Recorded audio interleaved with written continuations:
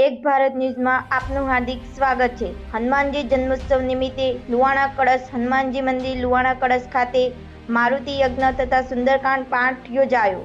થરાદ તાલુકાના લુવાણા કળશ હનુમાનજી ભક્ત પરિવાર લુવાણા ખાતે હનુમાનજી જન્મોત્સવ નિમિત્તે હનુમાનજી ભક્ત મંડળ તથા લુવાણા કળશ ગ્રામજનો દ્વારા શ્રી ભક્ત પરિવાર ચૌધરી સમાજ દ્વારા જયરામભાઈ, પ્રહલાદભાઈ, નારાયણભાઈ, કરશનભાઈ, શંકરભાઈ આ બધા દ્વારા હનુમાનજી સાનિધ્યમાં મારુતિ યજ્ઞનું આયોજન કરવામાં આવ્યું હતું।